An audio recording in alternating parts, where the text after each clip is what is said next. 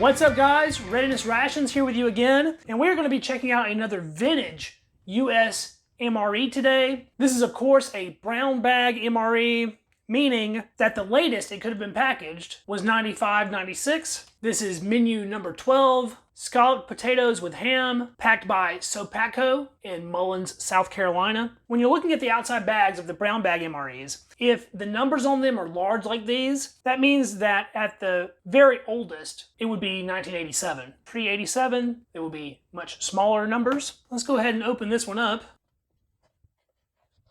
Slice that open with my Cold Steel Voyager Vaquero. That lovely chemical plastic smell. This particular menu, Escalloped Potatoes with Ham, was introduced in 1988 at menu number 12. It held that menu number 12 spot until 1996, where it was moved to menu number 16, and then in 1997 it was replaced completely and has not shown back up since then. So the first thing on top we have there is our box for the main Escalloped Potatoes with Ham, and there's the ingredients list, standard 8-ounce package, and we have our date of production on the top here. These first 4 digits will be the date of production. This was the 306th day of year 0, given that this is a brown bag MRE that can only be 1990, which just so happens to be the year I was born. Next up, we have a package of Mre Crackers, a beverage-based powder lemon lime. This package is so shiny it's hard to pick up on the camera, but this is a Brownie chocolate covered, very tight vacuum seal on that. A 1-ounce package of apple jelly, that's packed by Kern Industries in Industry, California. A cocoa beverage powder, type 1 fortified, an MRE spoon, an old school looking brown accessory package, and a 4.5-ounce side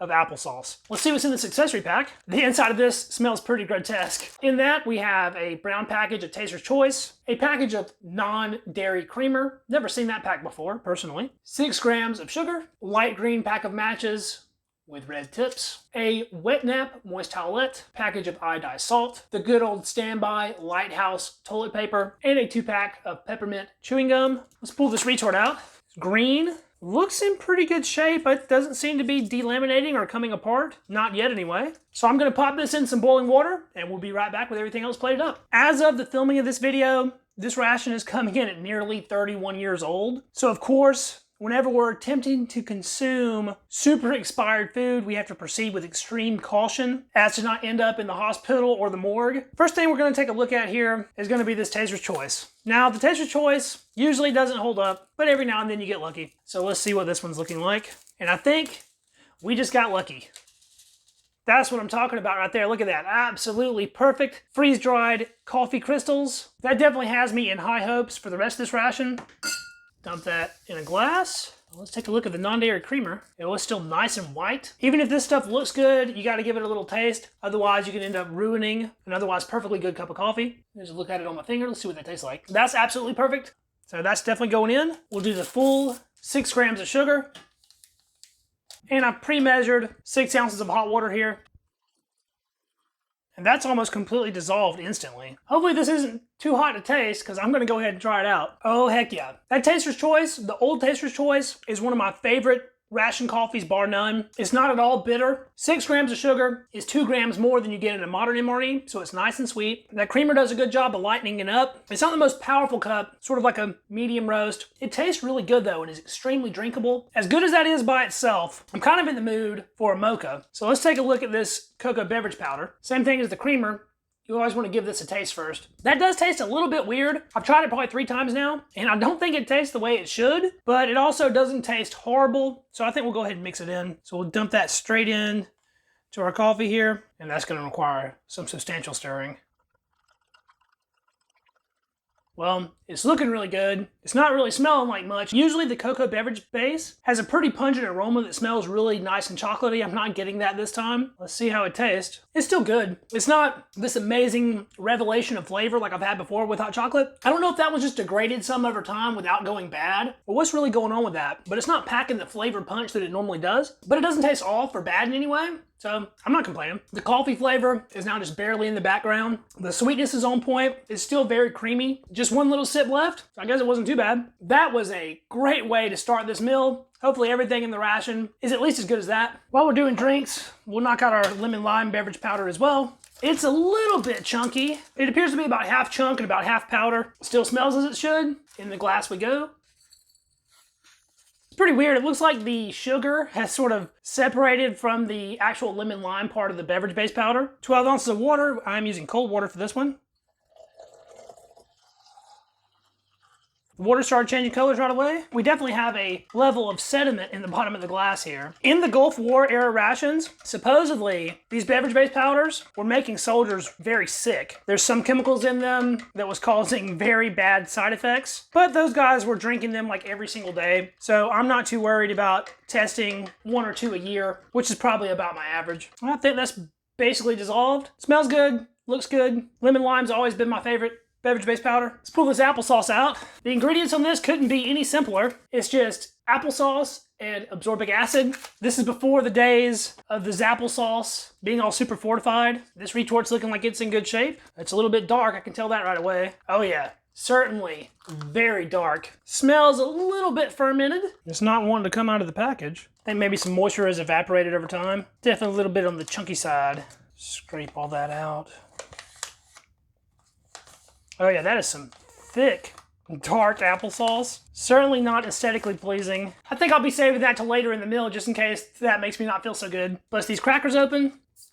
Ooh, great vacuum on those. They're a little bit broken up. This has the very uniform, nice holes in it. And usually these crackers are extremely good. I think some of the best Mre Crackers ever made. But these are very blonde, similar to that of a modern Mre. Usually these crackers have a dark toast to them. I guess this batch didn't stay in the oven quite as long. And our brownie chocolate covered. That's a tough little package. These always look so good. After boiling, our retort pouch is not looking so good. It is really delaminating something serious now. It's all crinkly and wrinkly. It is very thoroughly heated though. Slice that open and it is steaming hot. That looks terrible. I'm not gonna lie, it looks awful. Doesn't smell so bad though. Basically smells like ham and potatoes, which is what it is. Well, let's dump that onto the tray. There's a lot of liquid in it. Oh yeah, look at that. Reminds me of the beef hash, but instead of beef, we have chunks of ham. Let's get in close on this. In our mix here, there doesn't really seem to be that much going on. We have all these chunked pieces of ham and cubed pieces of potato. And other than that, there's nothing really visible besides all this cream sauce that everything is kind of floating in. The smell this is emitting is not quite right, but it does still smell like food. Just not very good food. Let's start small. We'll get 1 piece of ham and 1 piece of potato, and let's go in for a taste. The ham was really soft. The potato just kind of melted away. I'm giving it a minute to kind of sit on my tongue and see if I pick up any ill effects such as a burning sensation, dryness of mouth, numbness, tingling, anything like that. And so far, I haven't detected anything like that. This sauce has butter in it, and this has kind of an old dairy thing going on.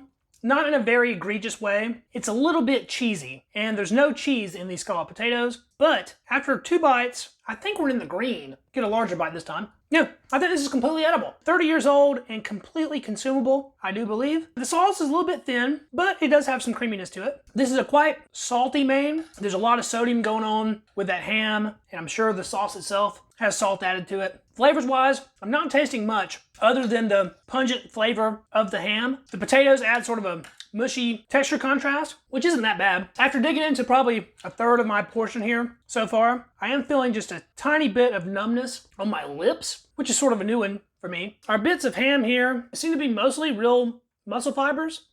It's probably chunked and reformed, but it's at least not a complete blended meat product like a Spam. There is some actual meat going on in it. I'm definitely not afraid to continue eating that. Let's give our piece of our cracker a try here. It smells okay. Nice and crunchy. I can definitely tell a difference in the flavor being so lightly toasted like that. It doesn't have that deep, toasty nuttiness that these old crackers usually have. But even with that said, they're still pretty awesome. Let's go cracker, potato, and ham. This is one of those mains that's screaming for some crunchiness, so I think the cracker would be a good pairing. Most definitely. You could even crunch this cracker up and sort of mix it all together, and it would help absorb a lot of this thin liquid and sort of thicken the whole thing. But that's pretty all right. We have applesauce and apple jelly. Let's check out the apple jelly first. I'm gonna knead this very well because these old jellies definitely tend to split. Let's put a little on our spoon here.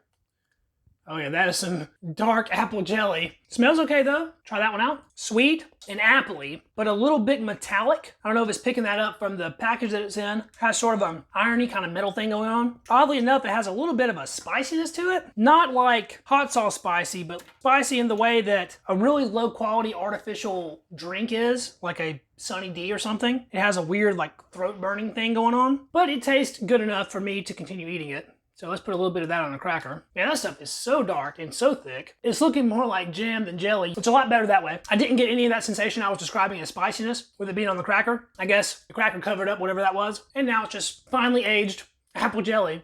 That's not too bad. Good enough for a third one. The tad bit of metal flavor is slightly concerning. And it has sort of a fermented mustiness going on. But there's nothing about that that makes me afraid to eat it. All right, let's wash that cracker down with some of our lemon lime drink. Flavor on that is still very potent after all these years. Sometimes the old beverage-based powders end up tasting like nothing but sugar. While this is still sweet, it has a little bit of lemon lime tartness to it. And that artificial fruity flavor is still nice and strong. It's light, it's clear, still pretty solid in my opinion. I've been eyeballing this applesauce for a while now, and this one was a little bit scary to me because not only does it look kind of weird in that it is several shades darker than applesauce should be, it also smells kind of weird. Like it's gone through a little bit of a fermentation process. It smells a little bit boozy, but that won't deter me from giving it a try. There's a look at it in all of its dark, appley goodness. You know, that is not as bad as I thought it would be, but that is also not good. Not good at all. Let's get another bite of it so I can really get a good idea of what we're dealing with here. It tastes similar to a rotten apple. If you've ever bitten into an apple and it just so happens that the part you bit into had a big bruise on it, and you know that that flavor is a little bit different than what this apple should be, that's kind of what this tastes like. It's not sweet anymore. It's a little bit sour actually.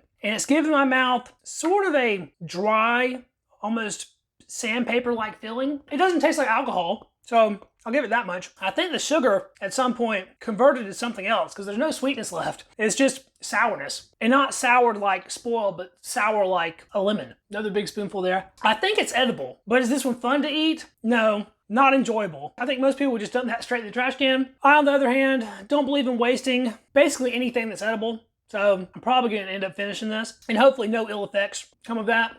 Oh, it's getting worse the more I'm eating. Applesauce does just not taste like that. It literally tastes eerily similar to like a rotten apple. But look at me, I've eaten almost this whole compartment. I don't know what's wrong with me sometimes. I don't have to put myself through this. No one really cares, but for some reason I do. Because if I were to dump this out and throw it away, I would literally feel bad for wasting it. I'm starting to feel like this is not going to sit on my stomach that well. I'm getting a little bit of that feeling like it's kind of pushing back a little bit. I think this is going to be the last spoonful I consume. We'll call the rest of that good. Oh, yeah, I'm so done with that. Whew. My mouth is all weird and dry and the sourness is still getting to me. I think I need another spoonful of our scalloped potatoes and ham to kind of get that applesauce flavor out of my mouth. This would have been a prime menu to add some hot sauce to. These scalloped potatoes could really use a little bit of vinegary heat. I'm actually enjoying it. Is it the best thing I've ever put in my mouth? Certainly not. Even after 30 plus years, this is still super edible. It just goes to show how reliable of a food storage option MREs really are. Keep them at a decent, consistent temperature, and these things will basically last as long as you do. One last bite. The apple jelly was definitely better than the applesauce, even with that metal flavor it has. And our last food item to try out is our brownie chocolate covered. It looks just fine, but trust me, these usually don't make it. There's a look at the inside. Those nuts are actually not quite as dark as I've seen them before. Has a distinct chemical smell, that mixed with a heat-stable chocolate. Certainly not like any brownie you will ever encounter anywhere else. Let's see how it's tasting. Initial impression is that, wow, I think this thing's gonna be edible. But as soon as those nuts get to work, the sides of my tongue started going numb on me. This doesn't even taste like chocolate anymore. Oh, wow. It's covering my mouth in a greasy film. That's worse than the applesauce. Holy crap. Once again, the chocolate-covered brownie didn't make it. And man, my mouth is feeling weird right now. My tongue is numb on the sides. It's all dry. And yet I have this weird, slick, sort of waxy greasiness on the roof of my mouth. And I think that's probably from the chocolate. There's a good shot at a couple of the nuts on the inside. And they're not even all that dark, but they have gone rancid. Flavor-wise, this still tastes okay. But don't get me wrong, it's not good. But to be honest, I don't think these were ever good. This is one that I've never heard a former soldier or someone that ate these back in the day say that they liked them. The chocolate covered cookies, on the other hand, are excellent, and everybody loved those. I don't think these brownies were ever well liked. That's just so bad. Ugh. The inside of my mouth feels like I've been chewing on a crayon. Pretty disgusting. One last bite though. I think the rest of that, unfortunately, will have to go in the trash. I've hit my limit for the day. Try to wash that down with the rest of my drink here. And I must say, that's a pretty clean tray for a 30-year-old meal. That was the review, guys. 1990 Menu number 12, scalloped potatoes with ham. And in my opinion, you really can't do much better for a brown bag. Whenever you run across one of these where almost everything in it can be consumed, it's a good day. If you like this video, don't forget to hit that thumbs up. That helps us out with the Google algorithm and getting the video out to other viewers. Let me know what you thought about this ration down in the comments. Would you have tried the applesauce? That might not have been the best idea. If I do end up having ill effects afterwards, I'll let you guys know about it, but I think I'll probably be okay. I have an iron stomach for the most part. If you want to see more videos like this in the future, don't forget to hit that subscribe button so you can stay up to date on all of my ration reviews. Thanks so much for watching. I truly appreciate each and every view one of my videos gets, and I'll catch you guys in the next video. See you then. Peace.